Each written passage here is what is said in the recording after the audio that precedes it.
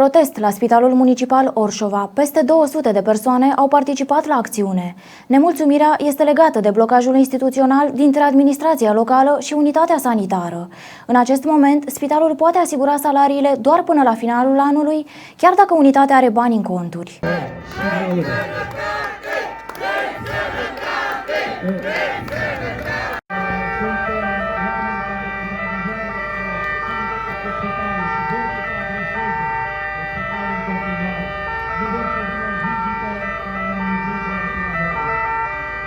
Eu sper că acest lucru jos cu primarul, jos cu trădătorul de neam și țară. Clasa asta politică, jos cu ea. Altă clasă politică ăștia ne-au văzut. Înarmați cu mesaje precum vrem să muncim, nu ne închideți spitalul, vrem dezvoltare, nu dezvinare, angajații și pacienții cer doar respectarea legii. Practic, administrația locală a refuzat semnarea deciziei prin care să fie numit comitetul director, director financiar contabil și director medical. În lipsa unei conduceri a spitalului, unitatea este blocată în ceea ce privește folosirea resurselor financiare. Spitalul are 3,4 milioane de lei în conturi, dar nu îi poate folosi. De altfel, dacă nu se schimbă nimic, angajații își vor primi salariile doar până la finalul anului. O altă problemă generată de faptul că banii din conturi nu pot fi folosiți este aceea că proiectele pe fonduri europene se pot pierde, deoarece autorizația de construire expiră în luna mai. Am trecut o singură dată printr-o perioadă dură, atunci când s-au închis spitalele, dar nici atunci nu s-a ajuns la asemenea forme de manifestare. Acum o să mă întrebați motivele. Cred că motivele sunt mai mult niște ambiții personale, și de o parte și de alta. Trebuie să înțeleagă factorii de conducere că instituția este importantă și nu persoana, indiferent cine este ea. Nu se poate să lași managementul unui spital pe mâna unor oameni care nu înțeleg, nu vor să înțeleagă că nu pot să conducă un sistem sanitar. Vă temeți pentru locul de muncă? Eu mai puțin, că am o vârstă și nu cred că e o problemă, dar e o grămadă de oameni tineri aici și de familii care depind de locul ăsta de muncă, plus oamenii din oraș care au nevoie de servicii medicale. Oare e normal, doamnă, să trăim? Normal că nu e normal, că dacă ar fi normal n-am fi aici. Este revoltător, deci nu putem să ajungem în situația asta, pentru că pentru asta venim la muncă, pentru pacienți și pentru traiul nostru, nu? Și chiar domnul manager chiar merită.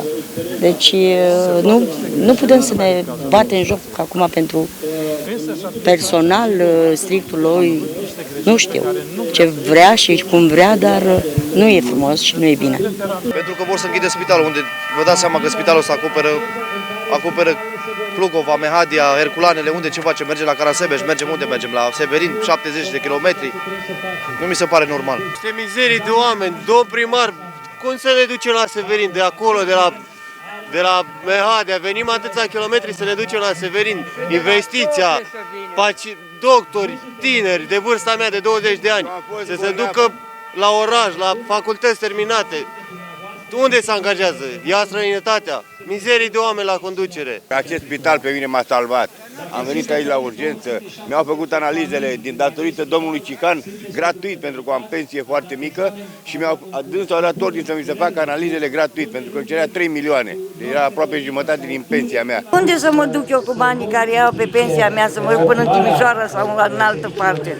Unde? Cum vi se pare atitudinea aleșilor locali? Nu știu ce să vă mai zic. Nu-i bine. Trebuie să ne lasă spitalul nostru. Orice s-ar întâmpla să lasă. Avem și medici buni, avem și... Toți sunt buni aici la noi în Orșova.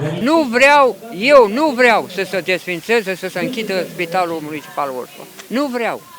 Și ca mine sunt nu numai cei aici, tot orașul, tot municipiul Orșova, deci nu și nu și nu.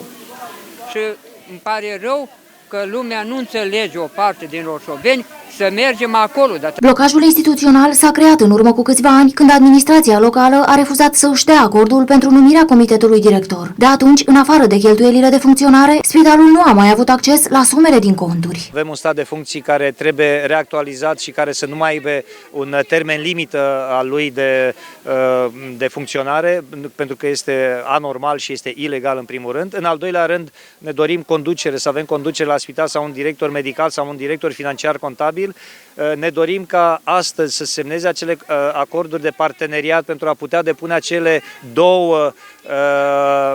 două proiecte majore pentru Spitalul Municipal din Orșova în valoare de 11 milioane de euro. Ne dorim în același timp ca să semneze acel plan de conformare și tot timpul, în primul rând am susținut și vrem să muncim și vrem să ne facem datoria și ei să-și facă datoria. Nu dorim altceva, nu dorim o stare conflictuală, dorim o normalitate. Unica revendicare pe care o avem în momentul de față este restabilirea legăturilor și colaborării legale. Deci, încă o dată, repet, dacă cele două instituții ale statului nu respectă legea și nu colaborează, ce să mai spunem de oamenii de rând? Deci asta solicităm, să înceapă să lucreze, să colaboreze în folosul comunității, în folosul actului medical din Orșova. Contactat, edilul orșovean comentează sec situația, fără a explica motivul ce stă la baza deciziei administrației locale de a nu semna numirea comitetului director și a statului de funcții. Domnul Cican a intrat în campanie electorală prea devreme. Spitalul nu se închide. Punct oficial al primarului. Mulțumesc! O zi bună! Cu toate acestea, conform unei decizii a Consiliului Local, angajații spitalului au contractele de muncă valabile doar până la finalul anului.